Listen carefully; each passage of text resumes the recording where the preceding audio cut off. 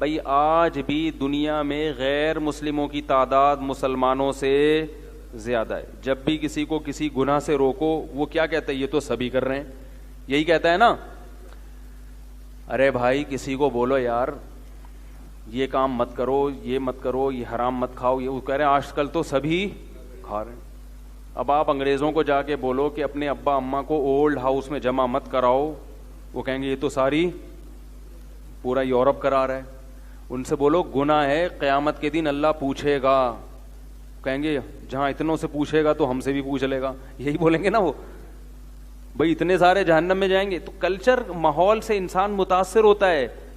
وہ یہ سمجھتا ہے کہ جو کام سب کر رہے ہیں وہ میرے لیے حلال ہے, اس میں جرم ہلکا سمجھا جاتا ہے, حالانکہ ایسا نہیں ہے.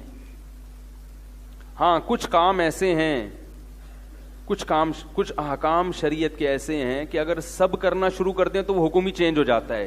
وہ کچھ احکام ایسے بھی ہیں شریعت میں, الاحکام تتغیر بتغیر الزمان, زمانے کی تبدیلی سے شریعت کے بعض احکام خود بخود چینج ہو جاتے ہیں. وہ کون سے احکام ہیں ابھی اس کی ڈیٹیل میں نہیں جاؤں گا.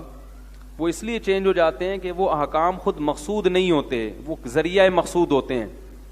تو زمانہ چینج ہونے سے وہ حکم بھی کیا ہو جائے گا؟ چینج. جیسے غیر مسلموں کی مشابہت حرام ہے, لباس میں, پوشاک میں, لائف اسٹائل میں ہمیں اجازت نہیں ہے کہ ہم غیر مسلموں کی کیا کریں؟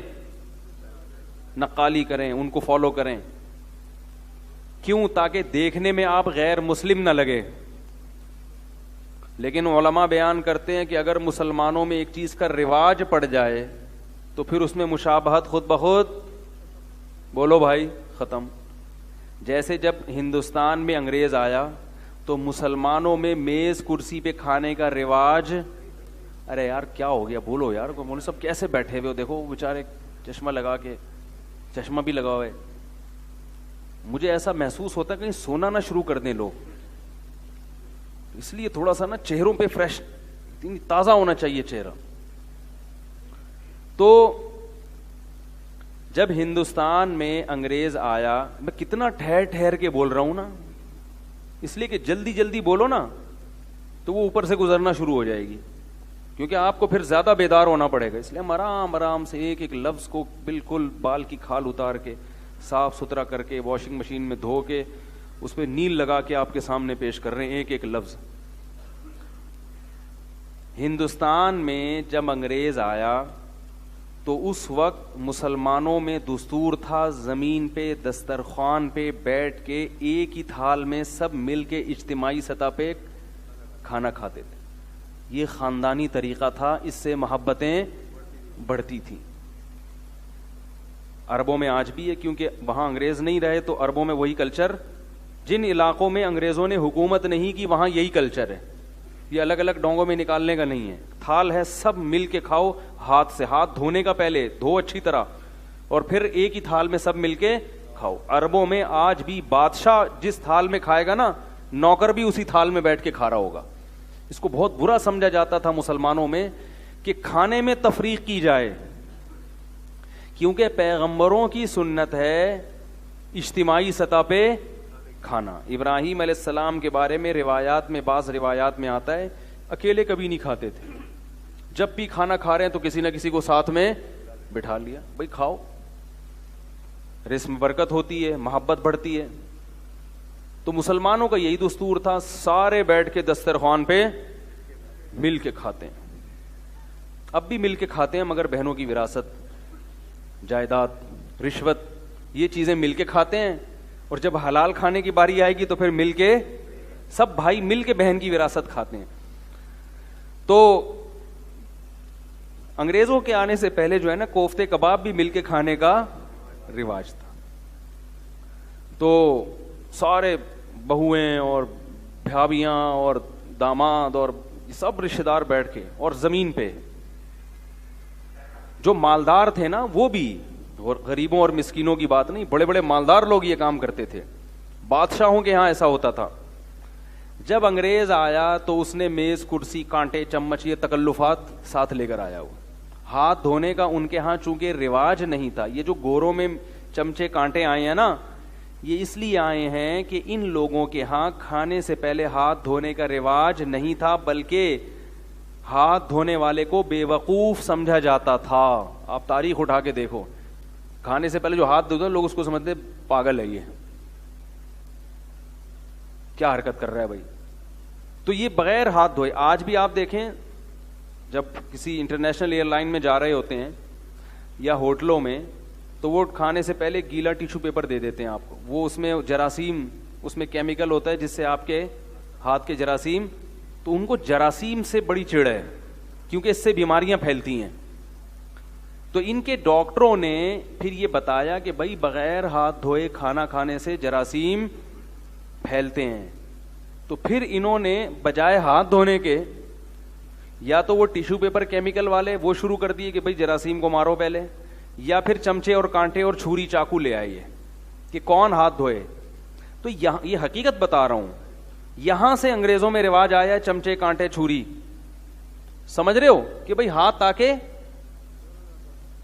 بھائی جو استنجا نہیں کر کے دھو رہے وہ کھانے سے پہلے ہاتھ کہاں سے دھوئیں گے.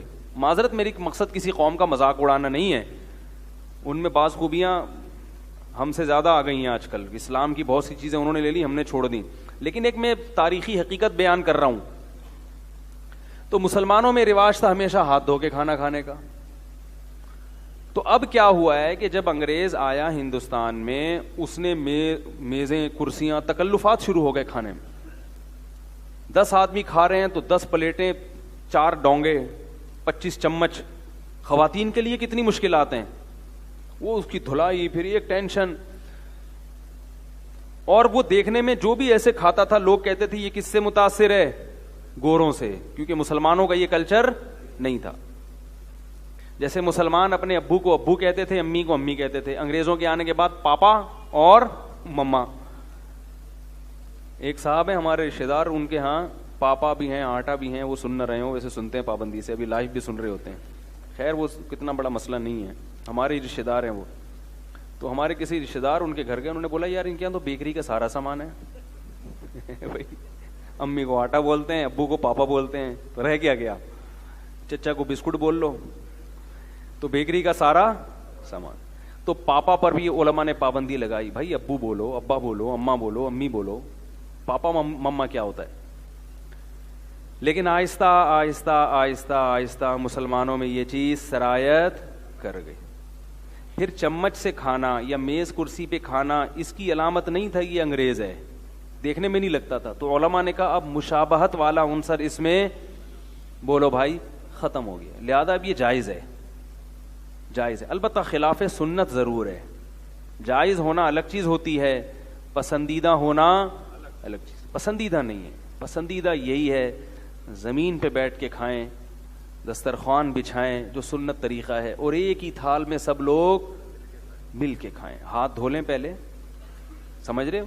اور اس میں یہ بھی کیا کریں کھانے کے دوران انگلیاں نہ چاٹا کریں. انگلیاں چاٹنا بالکل آخر میں سنت ہے، جب کھانا کھا کے ختم ہو گیا وہی چاٹ چاٹ کے دوبارہ ڈال رہے ہوتے ہیں. اسی وجہ سے پھر ہم بھی کہتے ہیں یار ہمیں الگ نکال کے دے دو. بھائی وہ گٹکا کھایا بھائی یوں چاٹا، پھر وہی انگلی ڈال دی اندر، اور پتہ نہیں کس کس طریقے سے وہ عجیب سا تمیز. جب اجتماعی کھانا سنت ہے پھر تمیز سے کھائے نا انسان. جتنی تمیز سے جائیداد کھاتے ہیں نا تمیز سے پتہ ہی نہیں چلتا. ایسے پھر وہی چوسی ہوئی بوٹیاں اسی میں پھینک رہے ہیں، عجیب منظر ہوتا ہے. تو اس طرح نہیں سنت ہے. خیر، تو آج تو کیا ہو رہا ہے گھروں میں، اجتماعی کھاتے ہی نہیں ہیں بیٹھ کے. بچہ کالج سے آئے گا وہ اپنا کھانا لے کے چوہے کی طرح کسی کونے میں گھس جائے گا. وہ جیسے چوہے نہیں ہوتے، کچھ چیز کچن سے نکالی بھاگا بھاگے گا، پائپ میں گھس کے کھا رہے وہاں. بالکل یہ حساب ہے. وہ اپنا آیا کچن سے، فریج سے کچھ نکالا ادھر گھس گیا کونے میں. بیٹی آ رہی ہے کالج سے، وہ ادھر گھس گئی. کوئی گیدرنگ ہی نہیں ہے. محبتیں، دین گیا تو محبتیں ختم. اپنی اولاد کو پڑھانے لکھانے کا تو بڑا شوق ہے آپ لوگوں کو بھائی، کچھ تربیت کا پتہ نہیں.